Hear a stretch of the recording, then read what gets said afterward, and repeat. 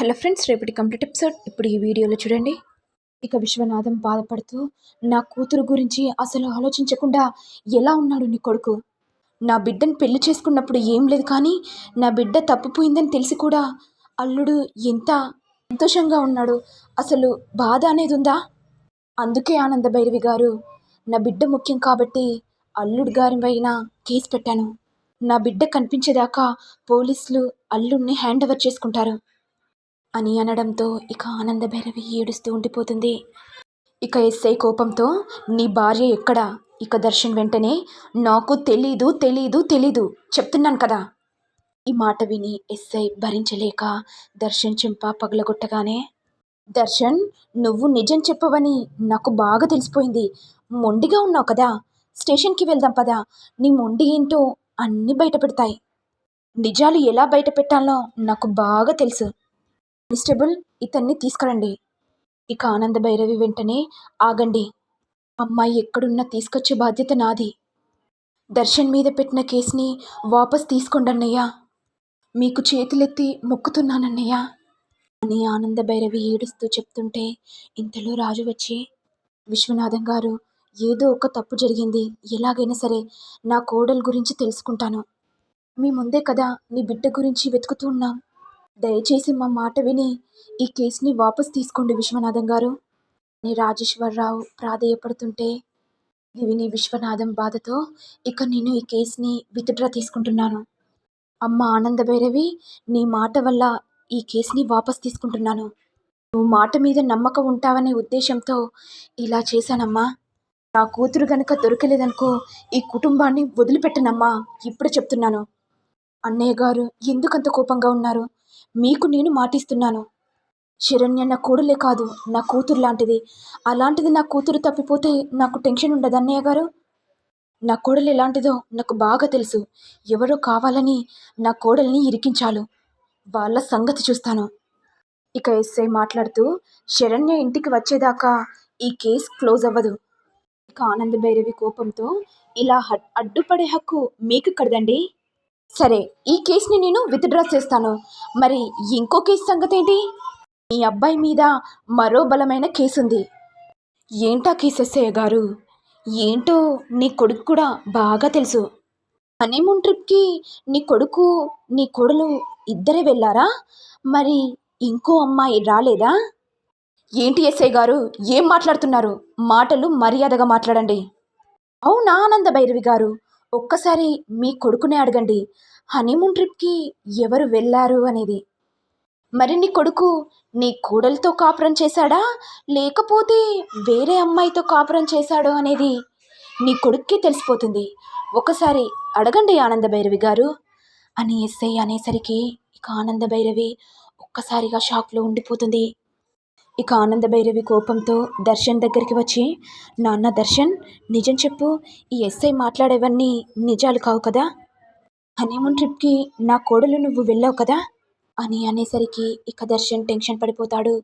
ఏంటి నాన్న, ఏమైందిరా, నిజం చెప్పు అంటే. అది అమ్మా, ఎస్ఐ చెప్పేది కూడా నిజమే. శరణ్యతో పాటు నేను ప్రేమించిన సమీర కూడా వచ్చింది. ఇది విని ఆనంద భైరవి కోపంతో దర్శన్ చెంప పగలగొట్టి, రే ఏంట్రా, ఏం మాట్లాడుతున్నావు? మిమ్మల్ని ఇలాగేనా పెంచాను?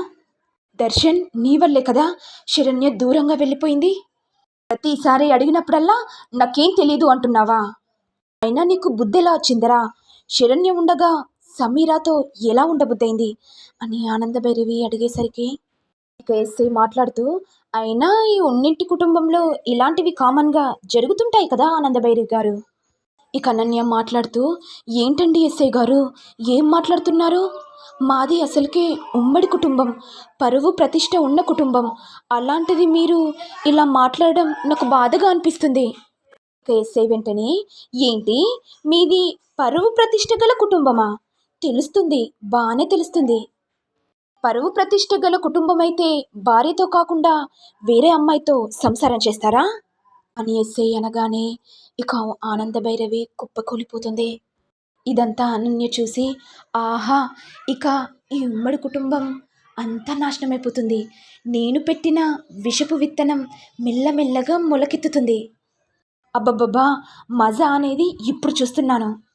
ఈ కుటుంబం అంతా ఏడుస్తుంటే నాకు ఎంత హ్యాపీగా ఉందో అని అనన్య మనసులో అనుకుంటూ ఉంటుంది. ఇంతలో సమీర వచ్చి, సార్ చెప్పాను కదా! దర్శన్ నాతో సంసారం చేశాడు. మరి నాకు అన్యాయం చేశాడు.